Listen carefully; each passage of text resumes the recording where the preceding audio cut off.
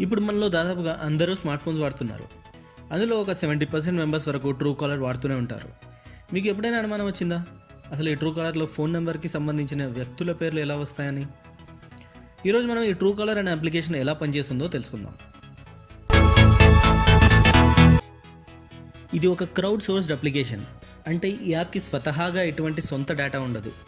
ఎవరైతే ఈ అప్లికేషన్ తమ ఫోన్లో ఇన్స్టాల్ చేసుకుంటారో వాళ్ళ కాంటాక్ట్స్ని తన సర్వర్లోకి కాపీ చేసుకుంటుంది.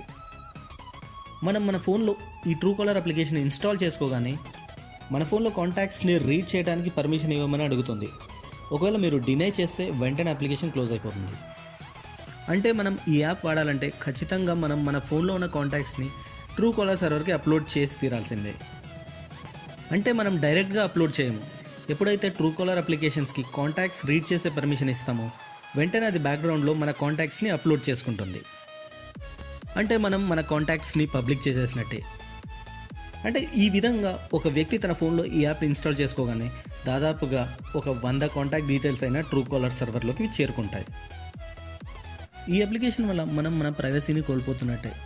ఉదాహరణకు మనం మనకిష్టమైన వాళ్ళ పేర్లు ఏవో ముద్దు పేర్లతో స్టోర్ చేసుకుంటాం మన ఫోన్లో. ఎప్పుడైతే మనం ట్రూ కాలర్ మన ఫోన్లో ఇన్స్టాల్ చేసుకుంటామో ఆ పేరు సర్వర్లోకి అప్లోడ్ అయిపోతుంది. ఈ రకంగా మనం మన ప్రైవసీని కోల్పోయినట్టే కదా.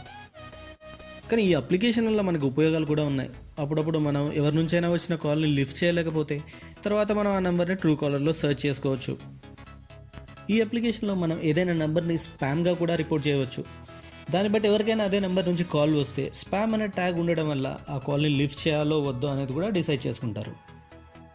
సో ఇదన్నమాట మనం రోజు మన ఫోన్లో వాడే ట్రూ కాలర్ అప్లికేషన్ కథ. ఈ వీడియో మీకు నచ్చింది అనుకుంటున్నాను. ఇలాంటి వీడియోలు మీరు మరిన్ని చూడాలనుకుంటే ఈ ఛానల్కి సబ్స్క్రైబ్ చేసి పక్కన ఉన్న బెల్ సింబల్ని క్లిక్ చేయండి.